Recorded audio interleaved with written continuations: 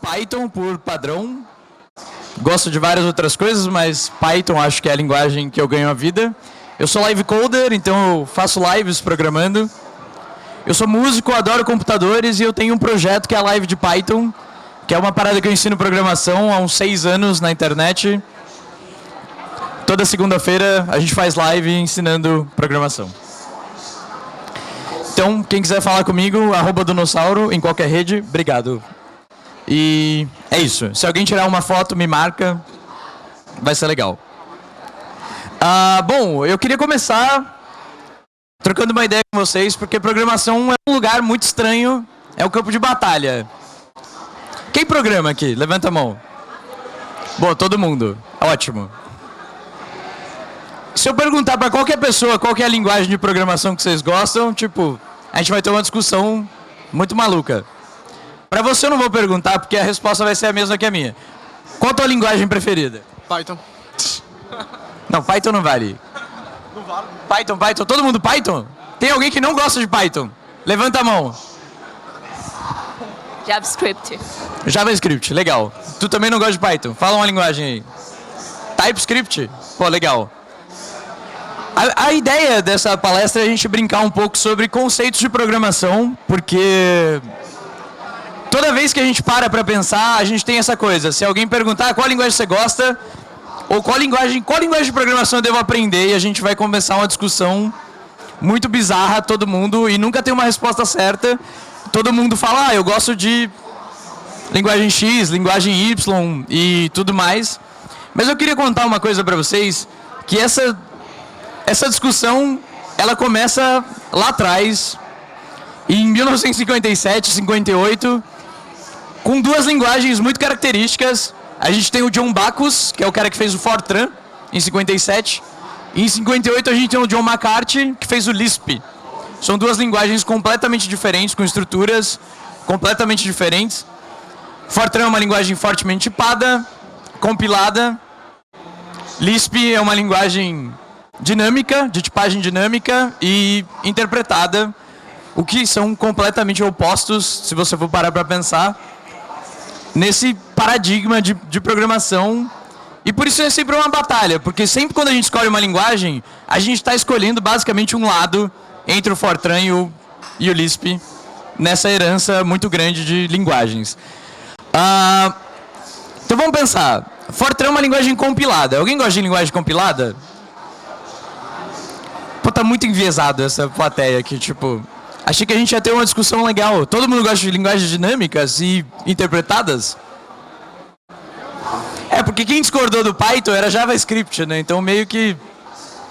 Tudo bem. Quando a gente tenta escolher uma linguagem de programação, a gente começa a ter vários pontos muito bizarros. Porque como que a gente escolhe uma linguagem? Eu geralmente acho que a gente escolhe uma linguagem porque a gente tem alguém e fala, pô, Emanuel, você é muito massa, que linguagem você programa? Python. Pô, vou aprender Python porque tem alguém que programa junto comigo e a gente conversa de Python e é muito legal. Por que não aprender Python? Mas basicamente a primeira disputa, quando a gente pensa, pô, precisamos aprender uma linguagem de programação, a gente cai nisso aqui, né? Tipo, uma primeira tentativa de tentar descobrir uma linguagem que a gente gosta e a gente vai falar, tem linguagens compiladas, linguagens interpretadas, qual linguagem que eu mais gosto? E aí a gente vai ter, sei lá, de um lado a gente tem linguagens super boas como Go, Rust, Fortran, C++, e de outro lado a gente tem linguagens interpretadas também são muito legais, como Python, JavaScript, Lisp, Ruby, PHP, que são linguagens que têm objetivos diferentes, se a gente for parar para pensar. Pô, linguagens compiladas são muito mais performáticas do que linguagens interpretadas. Mas será que isso é bom? Até que ponto isso é melhor ou pior uma coisa do que a outra? Por exemplo, quando a gente pensa numa estrutura de linguagens... Pô, vai passar? Passou. Quando a gente pensa em linguagens compiladas, basicamente a gente está pensando em estruturas clássicas de compiladores. A gente tem um arquivo XPTO aqui, com qualquer extensão. A gente tem um compilador, o compilador pega uma linguagem qualquer, C++, Go, Rust, transforma isso em um IL, que é uma linguagem intermediária, ou Intermediated Language, para quem quiser falar em inglês. Isso aqui é a parte do front-end do compilador. Então, basicamente, a gente pega isso e transforma numa linguagem comum. Então, dependendo do compilador que você escolher, por exemplo, LLVM ou GCC, tu vai sair com uma linguagem de miolo, uma coisa que não é nenhuma dessas linguagens, é a linguagem do compilador. E depois isso passa para um back-end. E depois a gente chega em estruturas específicas, linguagem de máquina mesmo, x86, 64, ARM, que são o ápice da performance. Mas quando a gente pensa em linguagens compiladas, a gente geralmente pensa nesse esquema. Eu tenho linguagem cosmo binário 0 e 1 do outro lado, mas a grande maioria das linguagens de mercado, onde a gente escreve sistemas, são linguagens que têm o compilador pela metade. Por exemplo, Java, C Sharp, Python são linguagens onde o compilador... São linguagens que são compiladas, mas elas não são completamente compiladas. Existe um bytecode gerado aqui no meio e vira uma máquina virtual. Não é exatamente um hardware, um processador específico, mas é um processador imaginário que a gente escreve ele com software. E isso faz grande parte das linguagens de mercado, como Java, C Sharp, Python... Todo o ecossistema que roda .NET, por exemplo, todo o ecossistema de linguagens da JVM, Java, Scala, Groovy, Clojure, boa, Clojure, não ia pensar em Clojure jamais. Então a gente tem uma parada que é uma diferença de um compilador tradicional quando a gente pensa em um compilador de máquina virtual. Então, meio que, quando a gente para aquela discussão, será que eu prefiro uma linguagem interpretada ou uma linguagem compilada? Meio que a gente superou essa expectativa, porque dá para ser compilado e interpretado ao mesmo tempo. Então, meio que escolher uma linguagem nessa divisão entre uma linguagem interpretada e uma compilada não faz muito sentido. Então, deve haver uma coisa que ajuda a gente a escolher uma linguagem de programação que talvez seja melhor ou mais simples de fazer. E eu vou tentar ir pelos paradigmas, porque talvez possa ser uma analogia mais simples para resolver esse problema. Então, por exemplo, quando a gente pensa em paradigmas, a gente tem linguagens imperativas, linguagens funcionais, linguagens orientadas a objeto. Quem gosta de linguagens orientadas a objeto? Quem gosta de objetos? Quem não gosta de objetos? Obrigado. Alguém tem que fazer esse contraponto. Você fez um favor aqui. Então, quando a gente pensa em linguagens imperativas, por exemplo, como C, que não tem objetos, não tem um sistema de objetos pré-definido, a gente pode fazer programação imperativa em linguagens orientadas a objeto, por exemplo. Tu pode programar Java sem classe, por que não? Dá para programar Python sem classe. E também tem essa coisa que a gente fica num misto muito maluco. Linguagens modernas não são nem funcionais, nem orientadas a objetos, nem imperativas. Eu gosto bastante de uma definição. Eu queria muito que passasse o slide aqui. Que é essa aqui. Quando a gente pensa em linguagens de programação e a gente pensa em paradigmas, nunca existe uma resposta muito simples, né? Tipo assim, tem linguagens procedurais, linguagens com invocáveis, né? Que vão dar o intuito de linguagens imperativas. E é um diagrama muito louco, é muito grande, tem muitas escolhas. Então talvez... Se a gente não consegue escolher pelo interpretador ou pelo compilador, a gente passa para um segundo estágio de análise, pensando em paradigmas, e também não faz muito sentido, né? Porque a gente pode fazer coisas dessa forma, por exemplo. Isso é um exemplo em Python. Eu vi que bastante gente programa em Python, então, legal, pelo menos eu não vou ter que explicar tão a fundo esse código. Mas a gente tem um objeto qualquer aqui. Esse objeto recebe uma lista de valores, qualquer coisa. Implementa um map, que é uma coisa de programação funcional. E aqui dentro a gente tem uma estrutura declarativa, onde a gente faz um for dentro de uma linha. E legal, isso aqui é imutável, retorna um novo objeto, do mesmo objeto. Então, aqui tem programação orientada a objeto. É procedural, porque vai ser lido linha a linha. Também é funcional, porque a gente está recebendo uma função com parâmetro. Uma função anônima, no caso. Então, meio que os paradigmas também não servem para definir esse esquema, porque, bom, aqui eu estou representando todos os paradigmas em 9 linhas de código. Então, meio que também não é uma subclassificação boa. E eu gosto muito do esquema do Krishnamurti, O Sriram Krishnamurti é um professor lá da Universidade de Brown, nos Estados Unidos, e ele escreveu um livro chamado PLY, Programming Language Applications and Interpretations. Basicamente, linguagem de programação com interpretadores e como que isso funciona. E no começo desse paper que ele escreveu, que é como ensinar programação na era pós-Linneu, que são linguagens modernas, ele vai chegar num contraponto que é tipo assim, paradigmas de linguagem de programação são um processo moribundo e tedioso, legado de uma época passada. Ou seja, linguagens modernas não respeitam paradigmas. Se tu for pensar em Ruby, não tem paradigma. Se tu for pensar em PHP, pode ser procedural, pode ser orientado a objetos. Se você pensar em Python, pode ser funcional, pode ser procedural, pode ser orientado a objetos. Então, meio que não faz diferença a gente tentar escolher por paradigmas. E aí a gente tem a última tentativa de tentar classificar uma linguagem, que é pensar em formas de tipagem.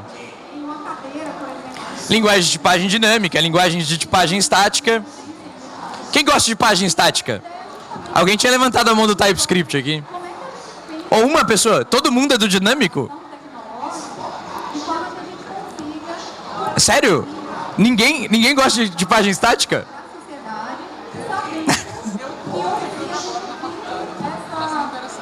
Pô, massa.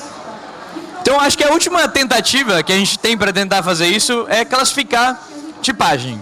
E aí, de novo, meio que a gente tem uma visão da primeira coisa que a gente tinha visto, né? Tipo assim, as linguagens são as mesmas dos dois lados. As linguagens compiladas geralmente são estáticas e as linguagens dinâmicas geralmente são interpretadas.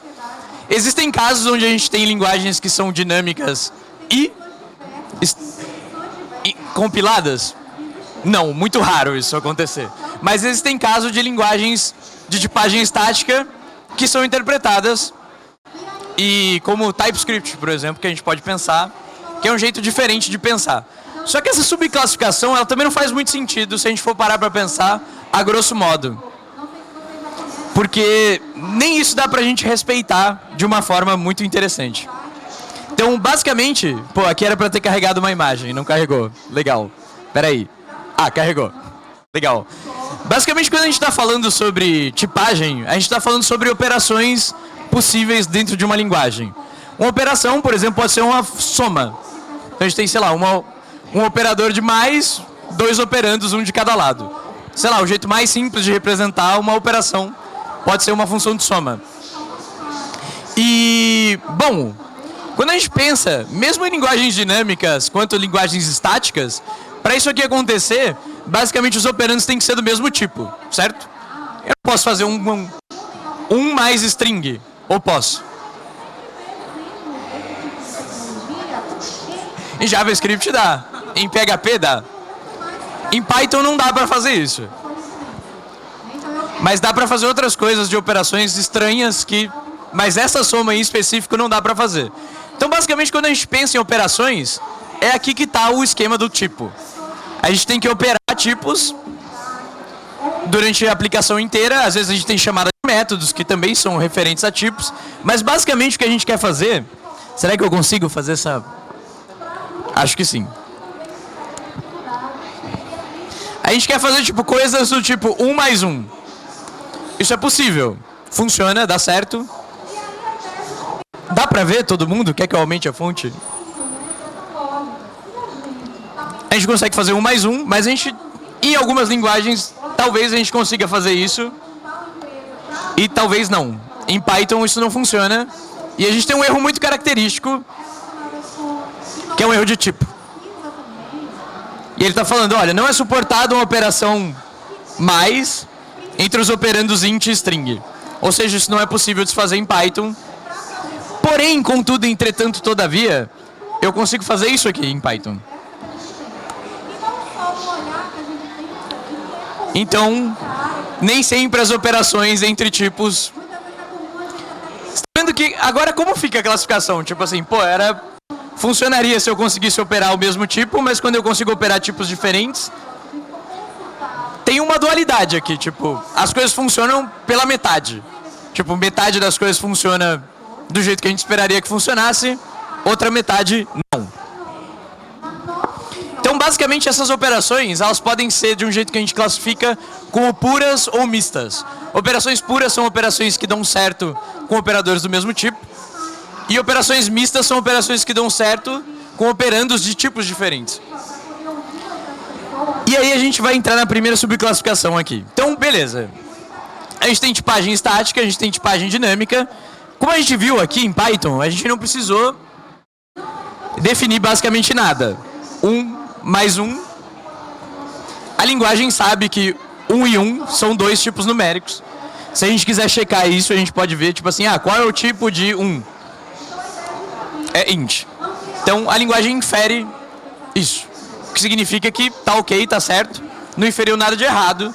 Se a gente tivesse, por exemplo, uma lista com 1 aqui dentro, beleza, é uma lista. Então, grande parte das linguagens dinâmicas trabalham com esse esquema de inferir tipo. E de uma forma ou de outra, também a gente pode mudar tipos em tempo de execução. Então, por exemplo, vou definir que A recebe 1, então o tipo de A é um inteiro, só que ao mesmo tempo eu posso vir aqui e falar que isso é uma string e o tipo de A agora é uma string. Então a linguagem vai trabalhar e alterar isso em tempo de execução, porque é uma linguagem dinâmica. Dinâmico quer dizer exatamente isso, mudar em tempo de execução. Em contrapartida, a gente tem linguagens estáticas onde a gente define o próprio tipo, o que em certos pontos é bom, em outros pontos nem tanto, porque isso traz limitações sintáticas quando a gente vai parar para pensar nesse esquema, porque eu não consigo mudar as coisas em tempo de execução. E os tipos aqui devem ser respeitados. Então, por exemplo, quando eu falo que o inteiro, que A é um inteiro, A necessariamente tem que ser um inteiro. Então agora a gente tipou A é do tipo int. Só que, bom, a gente veio aqui para falar de uma coisa que é um pouco diferente disso aqui, porque embora eu tenha dito que A é do tipo int, nada me impede de fazer isso.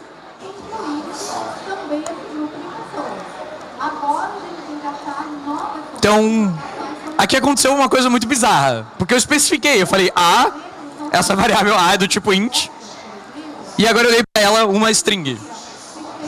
E funciona. Mas por que funciona? Esse é o esquema da discussão que a gente tem que ter agora.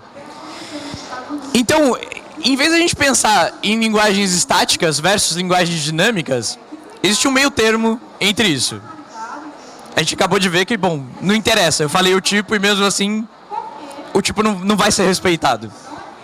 Só que ainda antes da gente entrar nesse esquema, tem uma outra subclassificação de linguagens e sobre tipos de linguagem, que a gente tem linguagens de tipagem forte e linguagens de tipagem fraca. Linguagens de tipagem forte são linguagens que todas as operações que acontecem na linguagem têm que ser operadas por operandos do mesmo tipo. Aí você vai pensar, bom, então quer dizer que eu não posso somar um inteiro com a string. Eu não posso multiplicar um inteiro por uma string.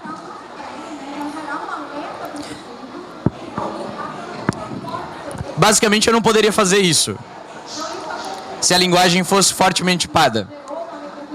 Alguém discorda de mim? Isso aqui é fortemente tipado ou fracamente tipado? Alguém tem uma opinião sobre isso? É fraco? Na minha humilde opinião, que não tem base nenhuma, eu acho que isso aqui faz sentido em comparação com 1 mais A. Porque assim, 3 vezes aquilo ali, faz sentido ser aquilo ali repetir 3 vezes. Mas 1 mais A não tem nenhum sentido lógico, eu diria. Então, isso aqui, é por isso que eu considero o Python, apesar de dinâmico, fortemente tipado. Assim, no JavaScript ele tentaria fazer a concatenação, enfim. Mas assim, isso aqui ainda respeita a questão do tipo e a operação, sabe? Isso aqui. Que é o contrário do 1 mais A, ou então A dividido para 3. Aí isso aí já não. E aí o Python instaura o erro, né? tem uma questão que, tipo, a forma com que Python trabalha com a soma de inteiros e de números no geral, ela não importa a ordem do que você está fazendo, mas na soma de duas strings, por exemplo, a ordem do que você está fazendo importa no resultado. Então, acho que por isso que Python não permite esse tipo de relação, porque ele não tem como dizer em que ordem aquilo vai estar, porque vai ter um inteiro ali que ele não sabe o que fazer com ele. Então, mas é fortemente tipado ou fracamente tipado? Quem acha que é forte?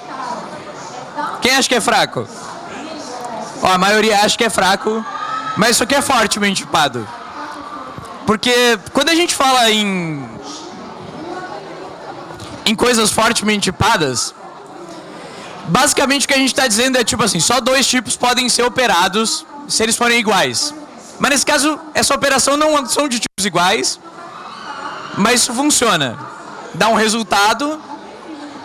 É estranho pensar nisso como tipagem forte, mas basicamente o que a gente tem aqui é uma coisa que a gente chama de açúcar sintático. Por baixo dos panos, o interpretador não vai fazer a concatenação de uma string com um inteiro. Ele vai olhar para isso e falar, interessante, essa operação faz sentido para quem escreveu o interpretador, então no final das contas, é como se ele escrevesse um for aqui dentro. Quando o interpretador encontrar com isso aqui, ele vai fazer tipo...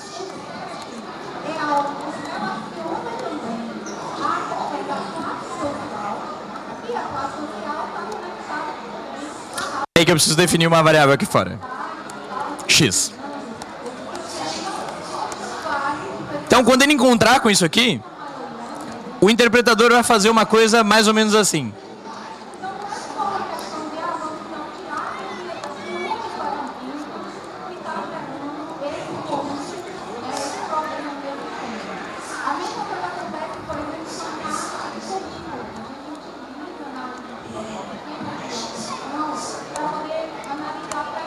Faz sentido? Então, debaixo do pano, a operação nunca aconteceu entre tipos diferentes. A operação aconteceu entre tipos que são iguais. Então, por exemplo, lá embaixo, o que rolou foi tipo assim, eu estou concatenando string com string, então tá certo, a operação é forte. Mas nesse caso, que era o outro caso que a gente tinha, que era o... com mais, assim, ele não funcionou. Porque nessa estratégia, ele não tem uma estratégia pré-programada para resolver essa operação, até porque ela não faz muito sentido, se vocês forem parar para pensar. Por que eu somaria o inteiro numa string? Oi? Não, é só colocando que no JavaScript tem essa questão de que ele consegue fazer essa soma, mas ele pode fazer a mesma coisa que o Python está fazendo com multiplicação. Ele só faz uma conversão na hora lá de converter o inteiro para outra tipagem, que é a tipagem de string. Aí ele faz a concatenação. Tipo... Então, mas é diferente, porque aqui tem uma estratégia pré-programada para isso aqui funcionar. No JavaScript, o que acontece é coerção de tipos. Então, o que ele faz no JavaScript? Ele não tenta criar um sistema, um fluxo, onde isso faça sentido. Isso também acontece em Python, quando eu faço isso aqui.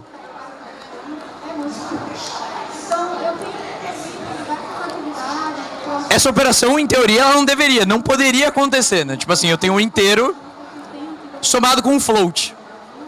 Se a tipagem fosse forte, isso aqui não poderia acontecer. E aí a gente para pensar, tipo assim, então nenhuma linguagem tem tipagem forte de fato. A não ser puro, antigo. Porque em todos os lugares que a gente for ver, essa operação ela dá verdade. Tipo, isso tem que acontecer. É uma operação numérica. Se é uma operação numérica, ela tem que fazer sentido. Afinal, eu tenho que conseguir operar. Mas por baixo do pano, o que vai acontecer é isso aqui. Basicamente, ele vai pegar o tipo menor e vai fazer isso, basicamente.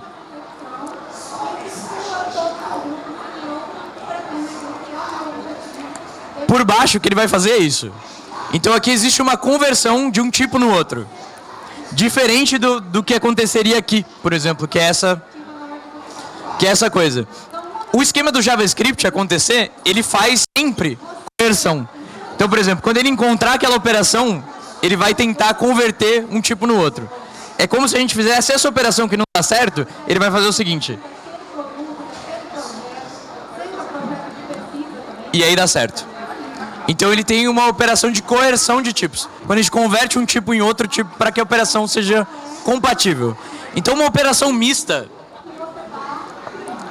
que é esse esquema que a gente tinha, ela pode vir de vários formatos. Então ela pode ter uma operação pré-programada para fazer isso, que é aquele esquema do for, ou pode ter coerção de tipos, que é quando a gente converte um tipo em um outro tipo válido para que a operação faça sentido.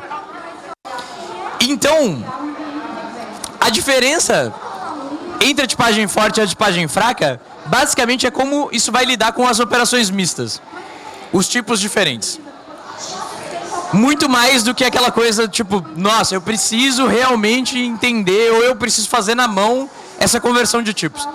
Não teria por que eu ter que converter, pô, toda vez que eu vou fazer uma soma, eu tenho que garantir, pô, esses dois números são float. Faria sentido?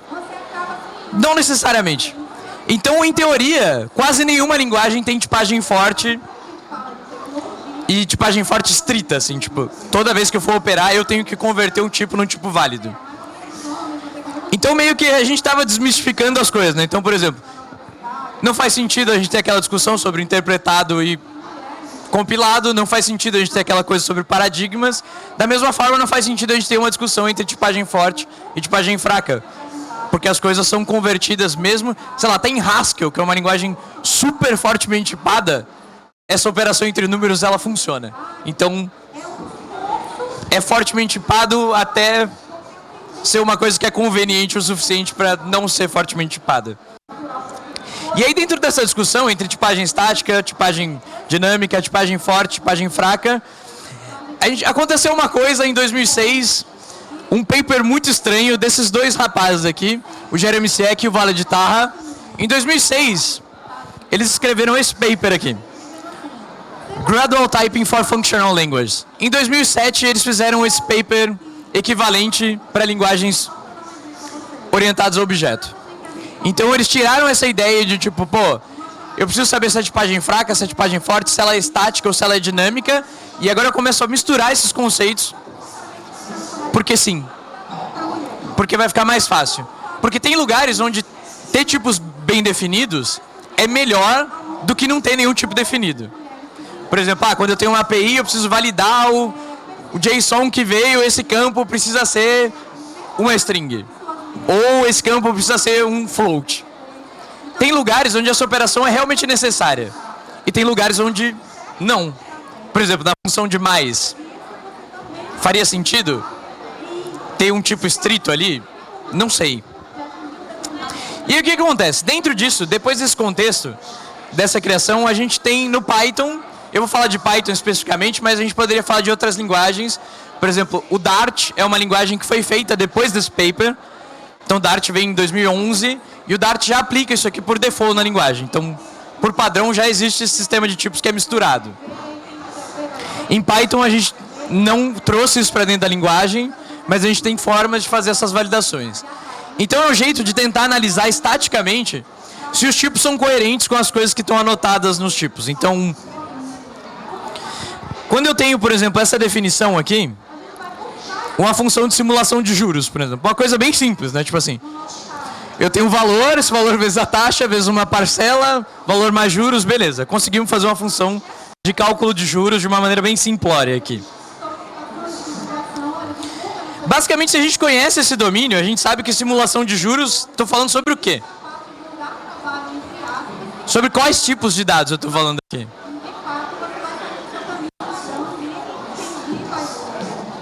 São sobre tipos numéricos, de uma maneira geral, né? Tipo assim, valor tem que ser um decimal ou um float.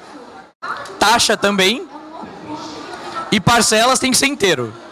Não tem como. A não ser que vocês... Eu não conheço nenhum lugar que parcele em 4 vezes meia. 3 vezes meia.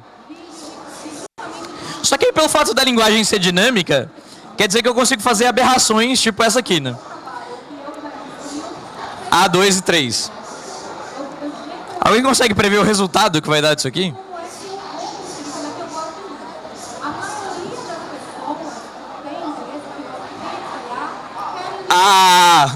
É basicamente isso. Então, por exemplo, é uma string vezes 1. Então, o A continua A, ele vira A vezes 1. vezes 2, então ele fica A, e depois ele soma o A inicial com o A final. Basicamente, se a gente for rodar isso aqui,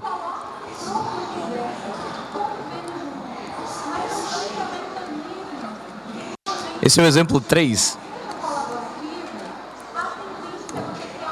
Se a gente for rodar essa simulação,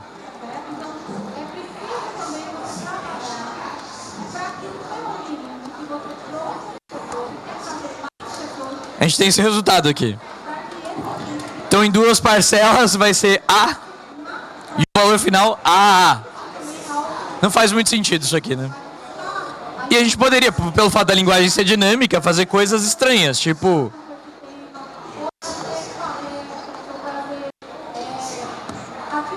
Isso ainda funcionaria. Então, juros em 2 parcelas, 1, 2, 3, 1, 2, 3, com valor final 1, 2, 3, 1, 2, 3, 1, 2, 3. Tipo... Não faz muito sentido. Então, você está vendo que aqui, esse contexto específico seria um contexto legal para a gente ter tipagem estática, certo? Tipo, eu poderia garantir que isso aqui tem valor, precisa necessariamente ser um float, taxa, um float, parcelas inteiras.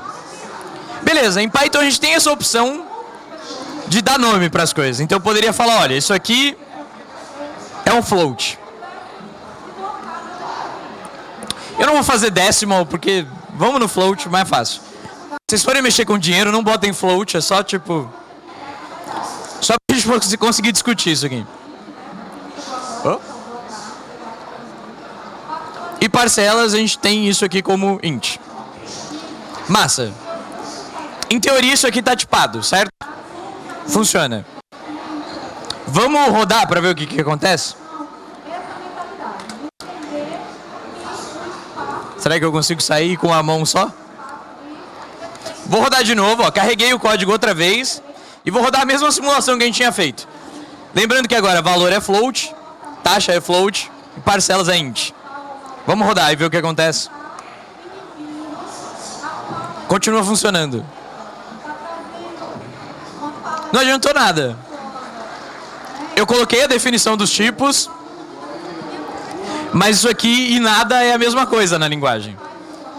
A gente chama isso aqui de anotações em Python. Eu poderia inclusive falar que o que retorna aqui é uma string. Mas ainda assim, bom, vocês viram que não adianta nada. Alguém tem uma ideia do porquê colocar isso aqui, já que não funciona, não serve pra nada?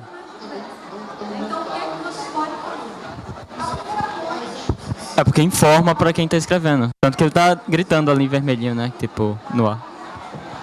Sim, é uma forma de documentar. Tipo, eu consigo... Pô, beleza, eu sei que quando eu for usar isso aqui, muito legal seria se eu rodasse isso aqui como float, isso aqui como float, esse outra coisa como float, e saber que o que eu vou retornar nisso aqui é esse template, né? Juros, vezes, tal. Uma parada um pouco mais legal. Legal, isso aqui documenta, mas não funciona. De fato, é meio inútil. Se eu vou parar pra pensar, não serve pra nada.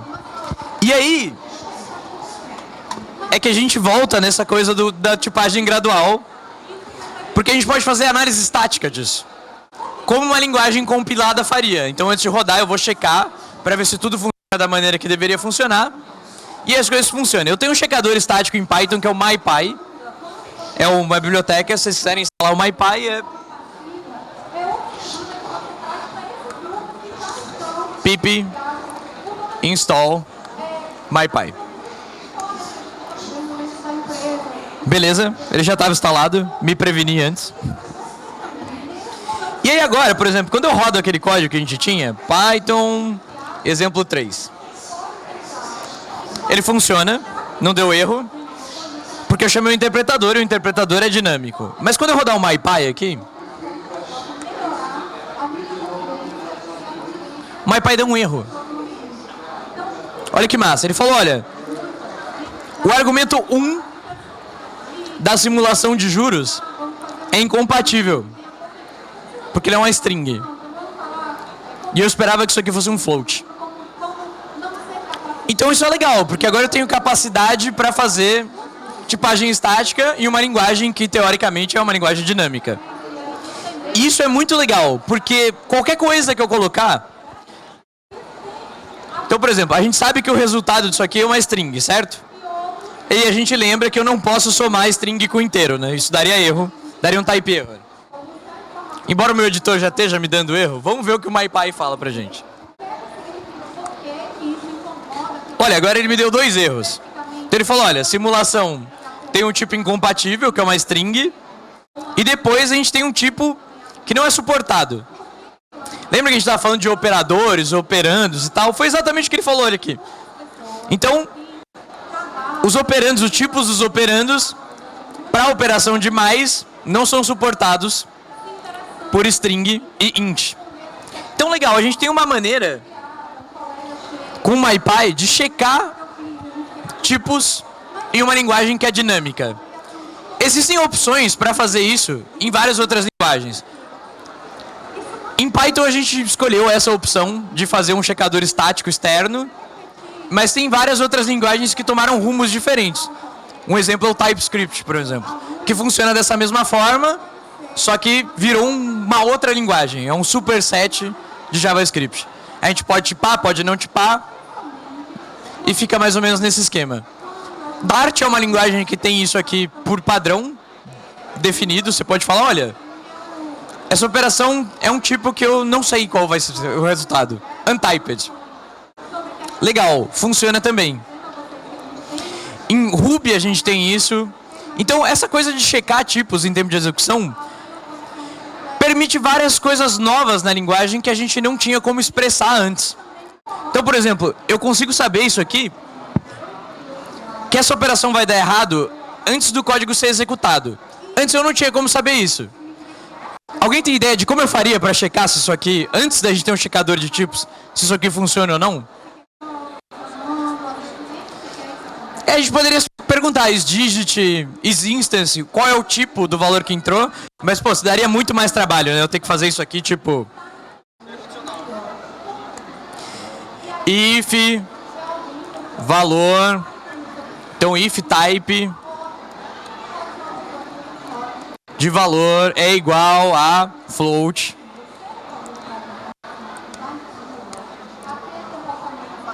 A gente faz a operação. Se não, a gente retorna um erro de tipo. Por que não? Então, se não for, a gente dá um rise. Type error. Massa. Se eu for rodar assim agora... funciona. Eu tenho um erro de tipo. Mas a que custo? A custo de ter um if.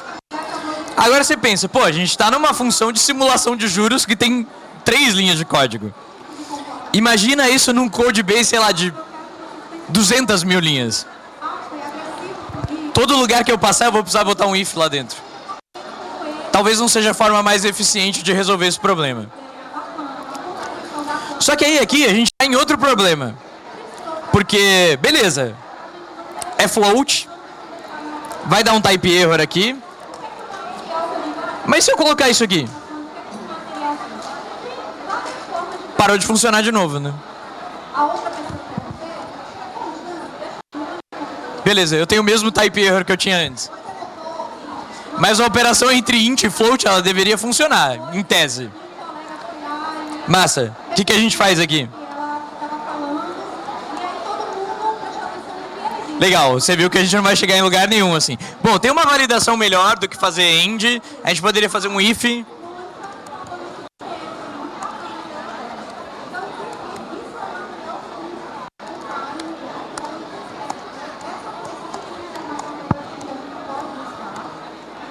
Massa. Agora, em teoria, tem que funcionar. Beleza, não deu erro, significa que funciona. Só que beleza, só pode ser int, float. Pode ser decimal.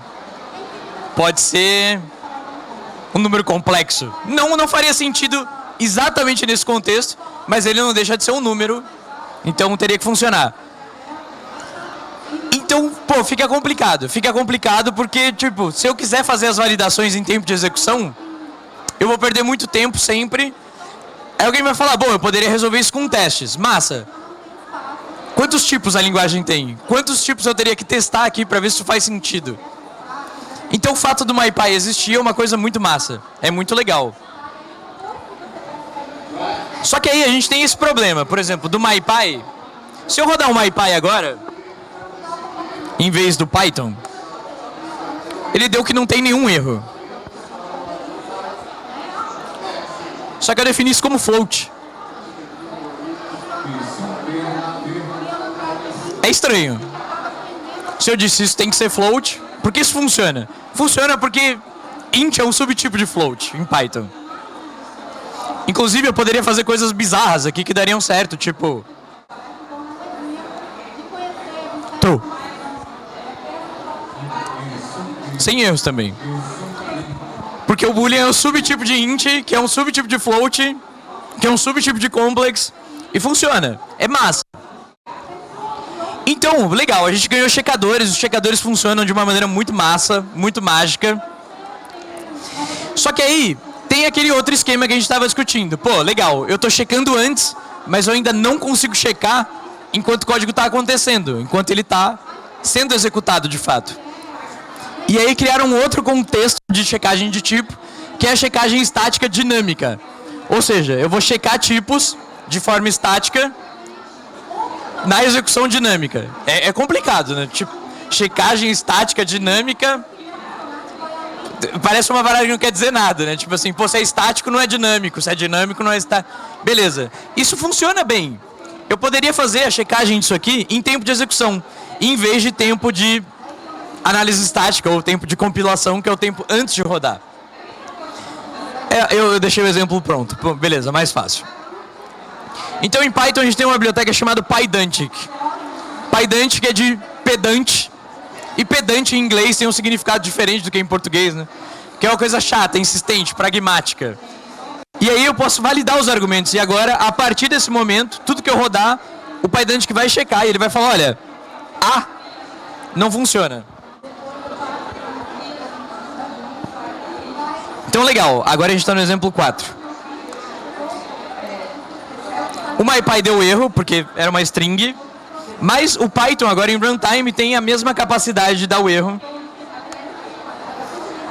E ele falou, olha, validated function, tal. Aí, ó, valid, value is not valid. Float. Porque não é um float, é uma string.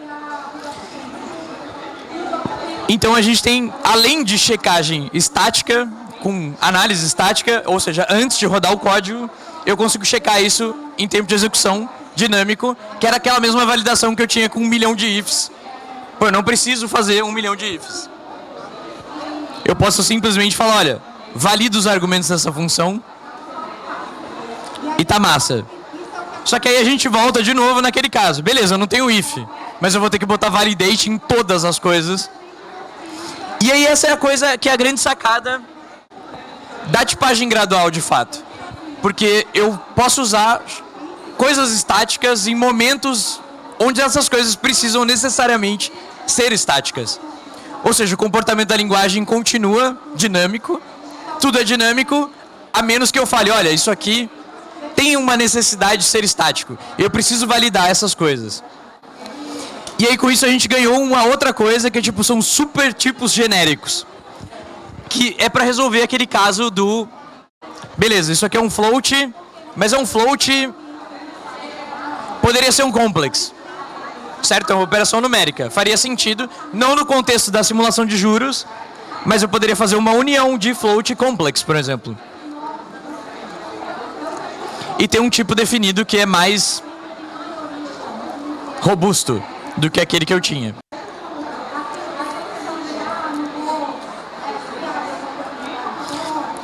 E com isso, bom, eu ganhei uma validação a mais aqui, então, ou seja, se for float ou se for complex, geralmente aqui não faria sentido, porque float é um subtipo de complex, né, dessa árvore que a gente está fazendo, mas aqui eu poderia fazer uma união.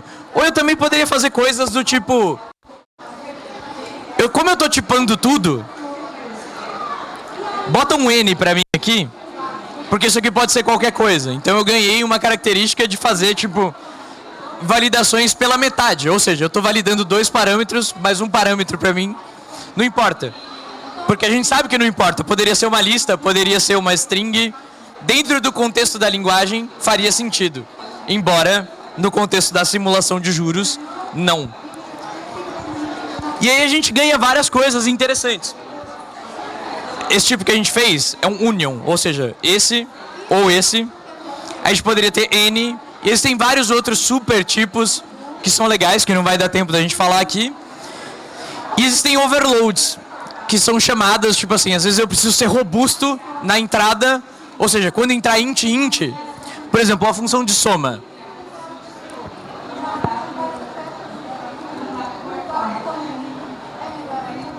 Se eu fosse fazer uma função de soma,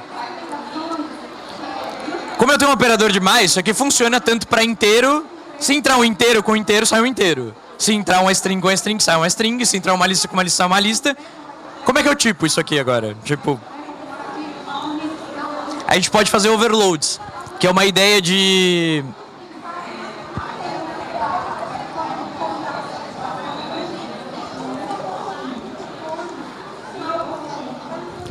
É uma ideia de ter várias chamadas para a mesma função, sem a implementação de fato da função. Será que eu vou conseguir resolver isso aqui? Não.